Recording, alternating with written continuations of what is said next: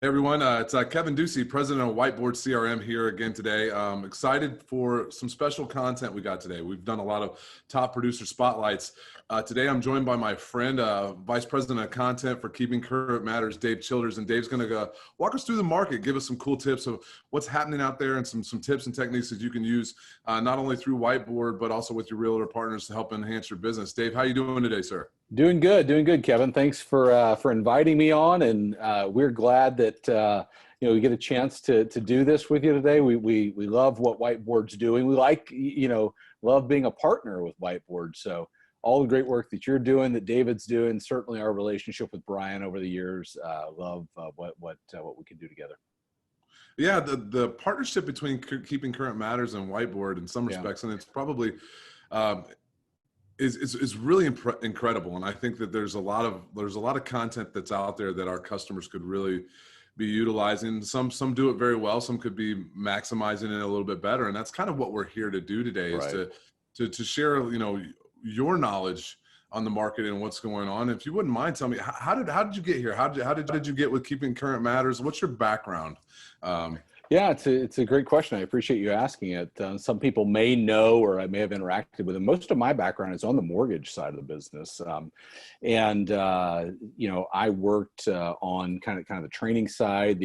Have originated before, really everything. Working most of my career in tools to help originators be more successful, and certainly we'll talk about that relative to KCM, what we're going to talk about today, but. KCM, actually, I was consulting from 2005 to 2010, and I met Steve Harney, who's the founder of KCM, and he had just sold his real estate company and wanted to help agents. And at that time, you were kind of heading into the housing crash. There were a lot of questions in the market that there weren't good answers for, and that's when KCM started. Now, 12, almost 13 years later, here we are with, I would say, tens of thousands of agents across the country using KCM to be the expert in their market. And now, and you're helping loan officers utilize those tools to educate realtors as well, correct? Absolutely. Yeah. So we have a lot of loan officers that use the KCM platform. We also have actually a sister company called Bridge Builders, which is for loan officers. But even the integration here with Whiteboard is, set up so that you as an originator can bring to your agent partners. And listen, it's not just your agent partners. It's any partner that you have that wants to understand what's happening in housing, what's going on with real estate. And we can be really what we call the knowledge broker in that situation, and bring to them just exactly what's happening. Well, to add some very real content to it, you had a post, a newsletter that you were sending out.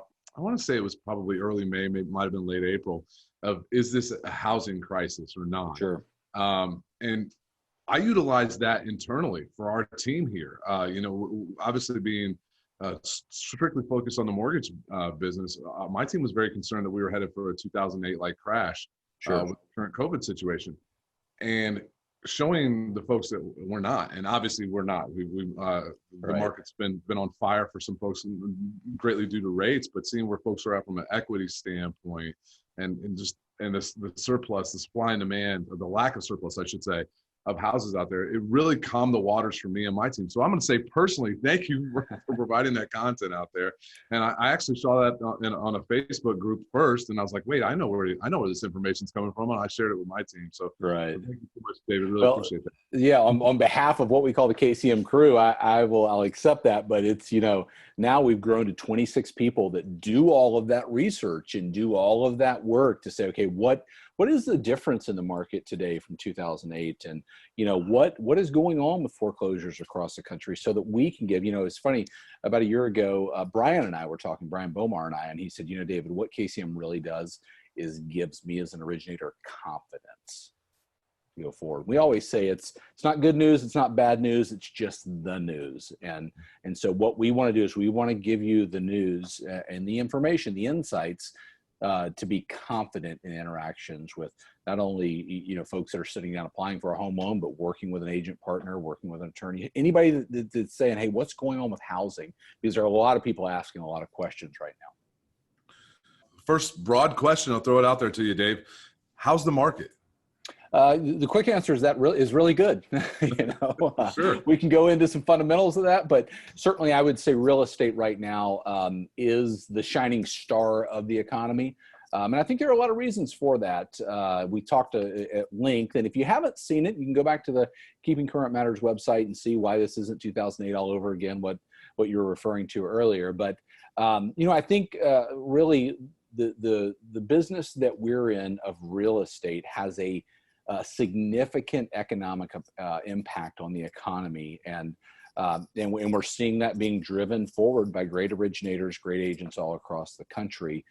Certainly, with the gift of low interest rates right now is driving demand. But, I think if we look at that, I'll share a few slides. It's hard for me to talk, not and share a few visuals that help communicate that message. So let me do that. And here's what I would say as we go through this, stop me or ask questions as we go through it, and we'll talk about, just fundamentally what's going on in the market. So I'll start here. And this is a graph from Showing Time. Now, Showing Time is measuring across North America showings that may be in person, virtually, however the case may be, since the beginning of the year. And you can see the red there, kind of in the not quite the middle, maybe a little bit off to the left. And that was the time when we were in quarantine, when literally people shut down, stayed in their homes out of fear of contracting the coronavirus. But prior to that, in January and February, we started off two of the best months we'd seen in about 10 years relative to showings in residential real estate. And what do we see after quarantine? Wow. We see that week after week, showings have been up as normalized to the first week in January. And so very, very good sign. I would argue as well that low interest rates, the meaning of home and the needs that people have dramatically changed over the last 6 months. And we're seeing that in the amount of traffic out there and people going out and looking at homes. Now, do you think some of this has been driven, I've heard some market industry experts speak to this. Folks are moving away from maybe some metro areas Sure. after all this. Was that also some of what's driving this here? I think so. What's driving overall traffic is a combination of a couple of things, and I'll get into a little bit deeper of this as we go throughout. But low interest rates certainly are driving traffic. The second category that is driving traffic is needs have changed, because I would add the migration from urban environments to suburban environments into changed needs. We now have a need for a backyard because we're at home, for a place for our kids to play. We now have a need for a home office. Look, I'm here in my home today. My wife's working down in our home office. I'm in our bonus room. Kids are in their rooms, online school needs. We need different things today than what we started out the year needing. So there is no doubt there's also a lot of data to support the movement from more densely populated areas to more suburban or less densely populated areas. It's interesting you say that. It's kind of funny. My wife and I were a victim of that as well. About this, right after Christmas, we decided to eliminate our office and create a playroom for our children. Mm-hmm. And sure enough, those weeks in the red, my wife and I were working at home on top of each other, working from a kitchen counter or a dining room table, and it sparked the desire for us to say, hey, listen, we want to move. We want a playroom for our children. There was a recent NAR study that came out that said 2 out of 3 buyers right now are looking with the intent of needing a place to work from home. Now, I don't think everybody's going to work from home all of a sudden. I think more people will probably. I think there will be some scenarios where folks say, you can work home a little bit more. But I think people are thinking, if this were to happen again or something like this were to happen, we want to be prepared for it. And with that being said, David, what are the foreseen challenges you see in the market going forward? Obviously, rates aren't going to stay wonderful. I mean, there's supply and demand problems. And what do you see? I think there is. Let's look at the market, and I'll go through a couple of other slides to kind of explain where we're at. The first thing I would say is there may be people across the country that may feel, as the market's slowing down, we've been in this white hot environment. And so let's take a look at that real quick. And then I'll talk about, what some of the challenges could be and are maybe that we're facing right now. But The first one I want to show you here is a look at purchase applications. So we look at purchase applications. It's very much similar to what we saw in showing time, where this one starts out kind of the middle of March, and you see the dip down there for 4 consecutive weeks, pretty significantly on week over week applications, meaning how many did we have this week as compared to last week. So we see this slide during the the quarantine times, and then over the summer you see all the green bars there, meaning more people are coming out week after week. Now, we talked a lot about this at Keeping Current Matters, and I think the reality is the green bars there in the middle of growth of purchase applications over the summer largely represent that we are through some pent-up demand in the market, meaning those that wanted to do something that couldn't do it in the spring, have come out in the summer. We even, at KCM said, summer is the new spring market this year. And then over the last, what is it now? 6-7 weeks, we've seen this kind of percent below, percent above, largely flatlining, if you will, relative to week over week purchase applications becoming very steady. Now, that's interesting because that would really suggest that we are through the pent up demand of the summer and we're getting into a little bit more of a normalized market. Okay, so hold on to that in week over week applications, because we're about to look at purchase applications year over year, and that's the look right we have here. So while we have normalized out in this look, that I talked here just a minute ago, a percent or two above, a percent or two below, we are ahead year over year. Okay, so we're coming into this market where we're going, okay, did it slow down a little bit from summer? Yeah, probably so. We're probably through a lot of that pent-up demand, but we're ahead by almost the most recent week by almost 40%. Now, there's a slight jump in there in the timing of the weeks based on Labor Day and some holidays, but you see on the average there, but anywhere between 25 and 30% year over year weekly growth in purchase applications.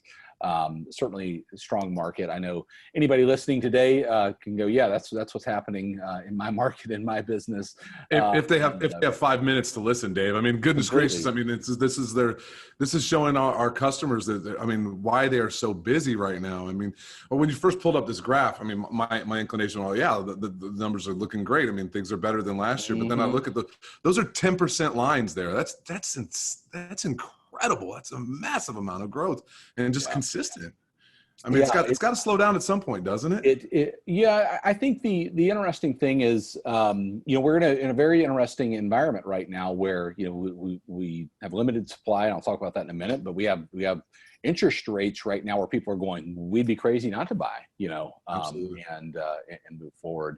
Let's look at another view of this in newly pinned deals. So these are new transactions, and I would argue this graph here, week over week in newly pinned transaction, tells the same story of what we saw before. Started out the year strong, went through this downturn time in quarantine, and then over the summer everybody came out, and we've kind of leveled off over the last 6-7, more than that, weeks, where we're kind of bouncing back and forth, suggesting we're through a lot of that pent up demand and entering into a little bit more of a market that is steadying out. Now, the interesting thing in pinned deals is very similar to what we've seen in purchase applications, where we're ending up year over year.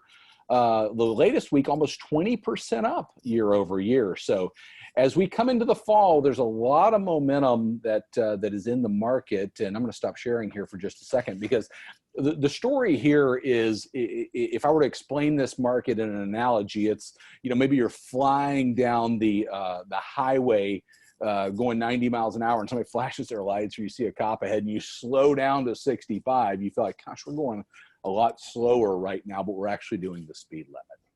We're in a market right now where we're ahead, but we're actually doing, we're doing the speed limit. We're not slowing down.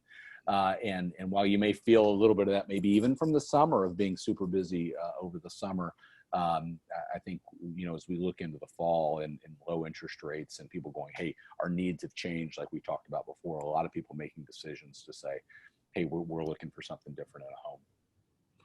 Yeah, it makes complete sense, and like I said, it gives folks like me who are in ancillary market to the loan officers to understand, they are so busy. I mean, we obviously deal with the challenges of connecting with them. We're adding folks on our platform in record numbers, but at the same time, any platform like ours requires some teaching, some coaching.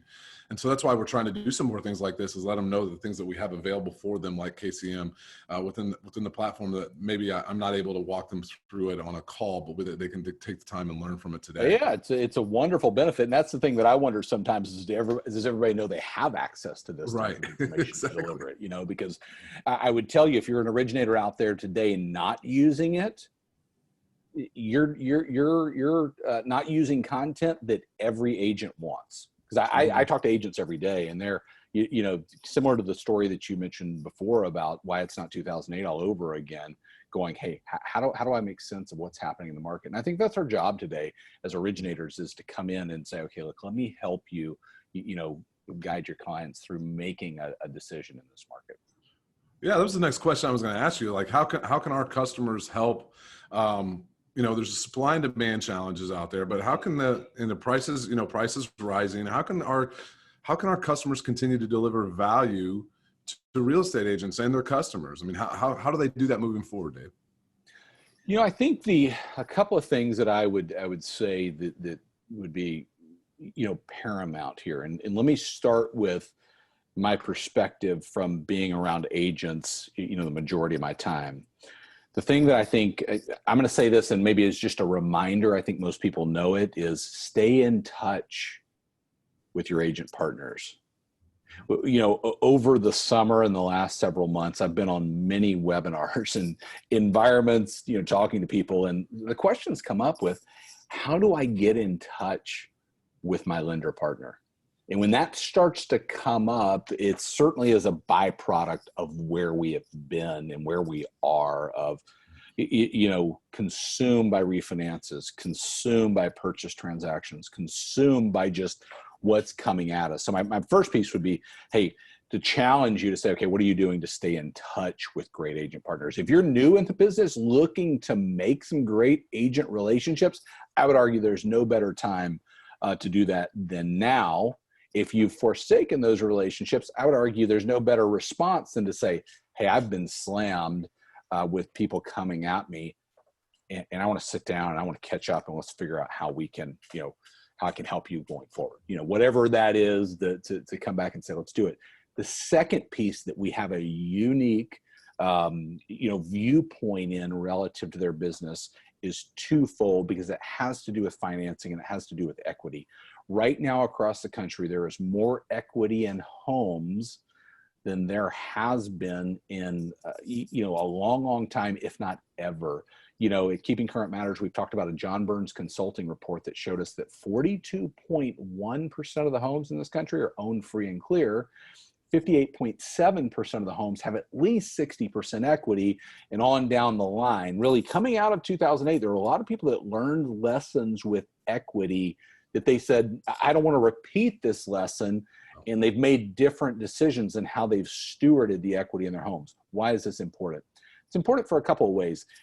If you have an agent partner that has somebody that's going through a tough time, they may be able to leverage that equity to make it through this time. So we want to be able to serve them there. Second, that equity may be the catalyst that allows somebody now to go out and buy the home they need based on those needs changing over the last 6 months.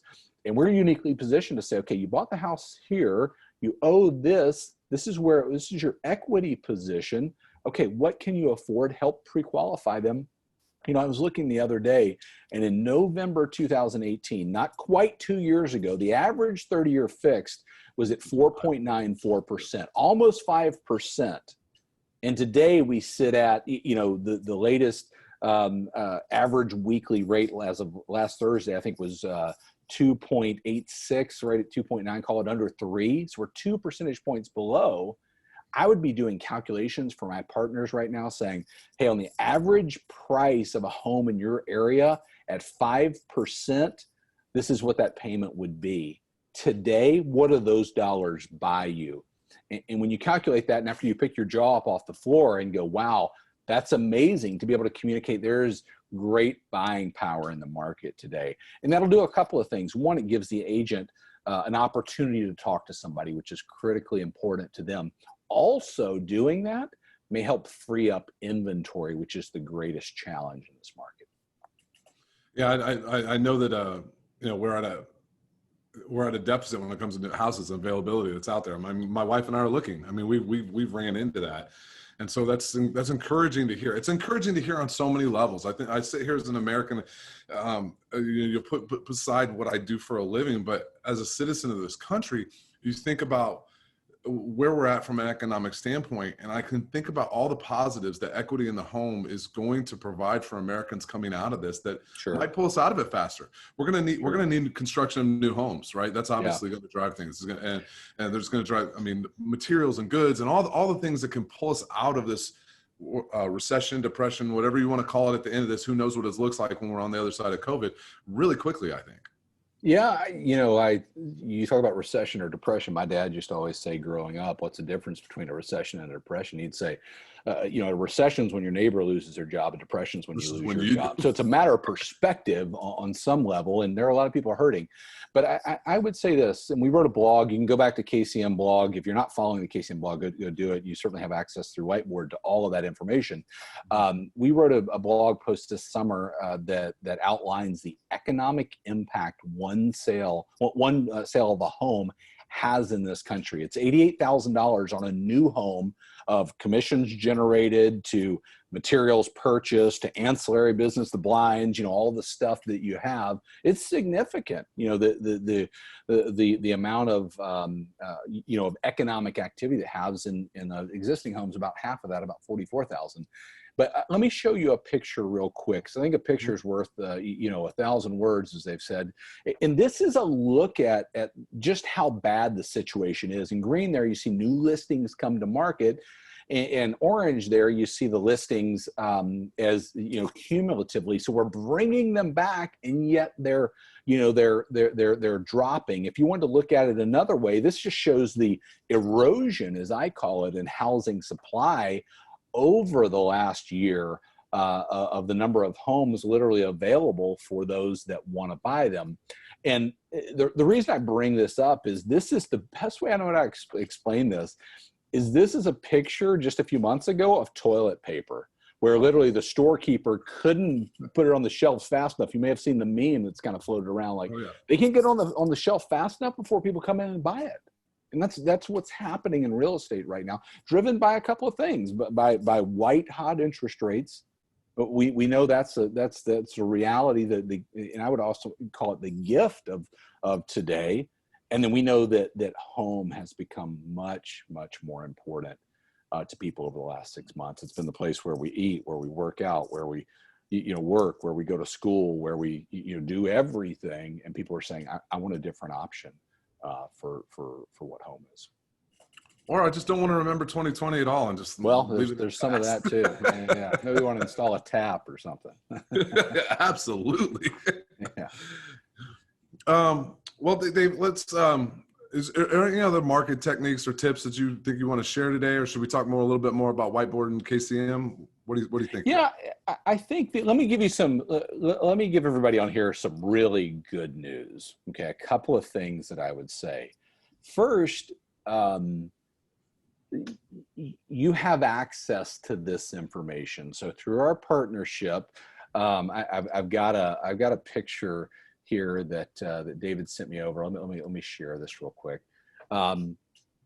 You can get this information into the hands of your clients via our partnership. So if you're not using that, I'm going to encourage you to do it, to get the information out there, because there are a couple things. We started off this call talking about why it's not 2008 all over again. Now, that was a big question several months ago. I would argue there are still people that maybe think we're heading into a housing crisis, or we're in a housing crisis. So we still need to get that out there. But there are questions in the market today, Kevin, that people may not ask us. They may be thinking it. And if we're putting information out there, whether it's via an email here or however we're getting it out there, we're doing the job that we need to be doing every day.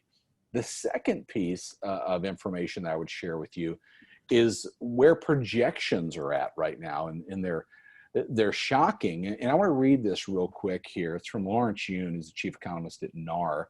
He says, Yun forecasts existing home sales to ramp up to 5.8 million. That's an annualized pace in the second half. That expected rebound would bring the full year level of existing home sales to 5.4 million, a 1.1% gain compared to 2019. So if you're listening to Keeping Current Matters on the front end of this, we talked about there's going to be more business you can handle on the other side of it. We just got to get out there and we got to serve folks. And here we are looking at, going into the fourth quarter, wrapping up this year and beating last year. I mean, it's unbelievable. It's unbelievable. And so I would just give you perspective on that. Certainly in the mortgage market with refinances and purchase, that's silly, crazy numbers there. But in the existing home sales, the bread and butter of what our business is about, we have a chance to beat last year's number. And oh, by the way, he goes on to say, home sales will ramp up again next year, increasing between 8 and 12%.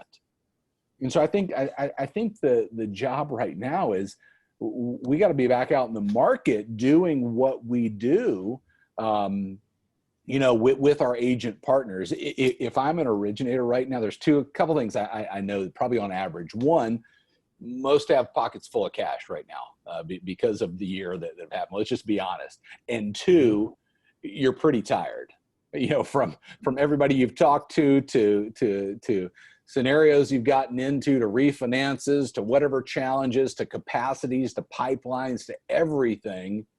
And we still have work to do. And I think the chance that we have to build great partnerships kind of tailing out this year, setting up for next year, is the work that's at hand right now. You talked about it earlier about how your content provides confidence for your users. And I think when you talked about earlier, just a couple minutes ago, about there are Americans out there that think that we're in a housing crisis. Sure, there are. Sure. I think there's I don't want to call it ignorance, but just a lack of understanding of where we're at. And they're not educated.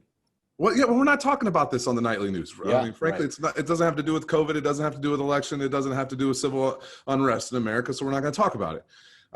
So we have, and I talk about we, as everybody involved in our industry, we have an obligation to create consumer confidence in our industry, because confidence drives the economy. I mean, we talk about the stock market. It's all about consumer confidence and where we sit. Sure. And I've always talked about that our lenders have a bigger role than they realize. That owning a home is the definition of the American dream. That it is the number one step to get people out of generational poverty. It is so important what our folks are doing to try and help people get into homes and understand what they're doing. I've got a customer of mine, Isabel Williams, who all she does is deal with tough loans. God bless her. We need more folks to deal with stuff like that. And I know it's so easy right now that maybe folks don't have to deal with that kind of thing. But I just want to just encourage my customers who are listening to this. You guys mean so much to our entire country.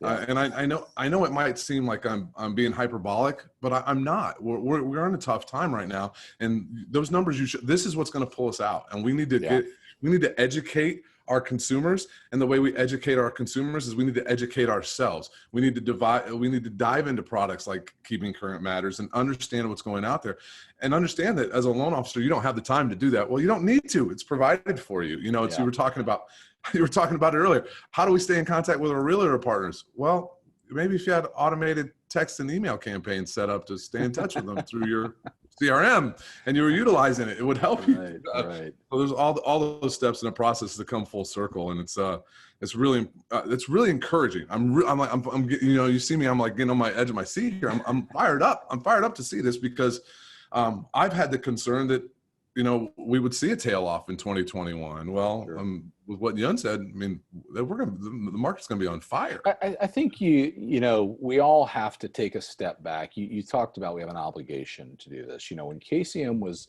started, there was a foundational quote from Dave Ramsey that said, when you're looking for something like a mortgage, real estate, insurance, a major transaction, look for someone with a heart of a teacher, not the heart of a salesperson.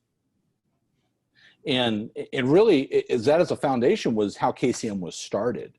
And you talked about we have an obligation to do that. I would argue at this point in our country and in our world, we have a moral obligation to get out there and educate people, because there was an article in the I believe it was Wall Street Journal several months ago that said headlines today, and we can put whatever we want in there, news today, whatever, does more to terrify than to clarify what's happening in the Amen. world.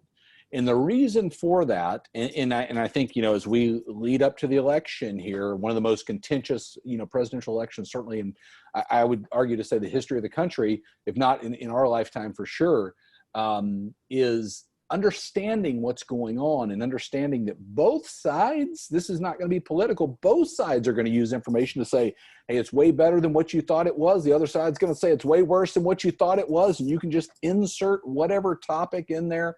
And that is the case. And our job today is to sit down with a family, sit down with an individual and say, okay, what are your needs? What are you trying to do?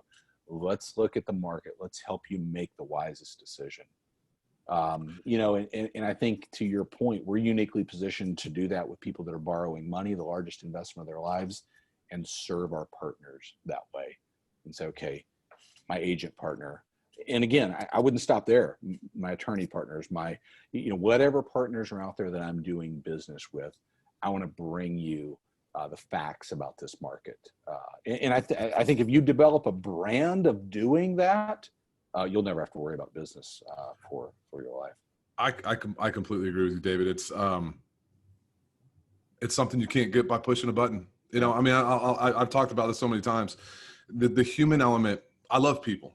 I love human beings. I'm not all that in love with software. I run a software company. I'm not all that in love with software. I love what it can provide. And what it can provide is, if you take care of the mundane through the automation and stuff like that, it should provide more of this. It should provide more of that opportunity to sit down and be that advisor to your customer, to make them make long-lasting, really important financial decisions, and arguably one of the toughest financial times in our history. And I mean, people now, Grant, it's great in our market, and that's because of the equity that people have in their homes and the way that we reacted post 2008. But it doesn't mean that people aren't struggling. It doesn't mean that they haven't had that they didn't take a pay cut, or that they didn't lose their job, or their spouse didn't lose their job. And where are they going to go to find that additional equity, that additional money? It's in their homes. And so I know we can get like grand spectrum of it, but it really is important, more than ever, to be that advisor, to be that heart of the teacher, like you said. I love that. I haven't heard that. I've listened to a lot of Dave's stuff before, but I've never heard that. I probably butchered the quote at best, but you can go look it up and find it. But that's always stuck with me, is and it's a test for me. Do I have the heart of a teacher, or do I have the heart of a salesperson? Am I trying in this world right now? Here's one that'll challenge you too. Am I trying to be right, or am I trying to make a difference? You know, I can get caught up in a lot of times in being right, but what I want to do is I want to go out there and I want to make a difference. And I want to make a difference in people's lives. And, you know, I'll say this, you know, we are grateful for our partnership with Whiteboard. Know that everything that we do, we want to do it so that you can be successful. You can be the expert out in your market. You can be the one that connects with an agent, and they say, hey, this is different. This feels different than maybe a normal relationship or a past relationship I've had with a lender. And know that we're out here to support you and do that. And our hope would be that everybody's out there using this material. If we can make it easier, better for you, let us know, because we want to do it. Absolutely. And it's not that difficult to use. If you're one of my customers here, and you're hearing this, and maybe, you know, we failed you and didn't let you know the capabilities that it had, please reach out to us, support@whiteboardcrm.com. Give us a call. Our number on our website. Reach out to us any way that you can. We'd love to get you connected with your success coach and get that up and running, and get that content out to your realtor partners, and sometimes even your borrowers. And heck, like I did, to my, you know, friends and family and coworkers, and to let people know that we're gonna be okay, and inspire that confidence, not only with folks in your business, but within your community. Yeah, no, that's why we exist, really. You know, if we were in the KCM office today, we walk in, there's a big wall that says, we believe every family should feel confident when buying and selling a home. And that's, at the end of the day, that's why we exist. The 26 people that support the mission, do all the research, bring all this great information to you for exactly that point. So I am grateful for you guys inviting me on. It's always a pleasure. I love what you guys are doing, and grateful for the partnership we have. Thank you, David. And we couldn't be more thrilled with the partnership as well. one of the things that, you know, I don't say this to toot my own horn, but I pride myself that I don't have these conversations with people that I don't trust, I don't believe, that I don't have a sincere faith that they want to do what's right for their customers and for people. And you've proven that over and over again. Thank you so much for joining me today, and look forward to talking with you very soon in the future. Absolutely. Thank you for having me. Thanks, Dave.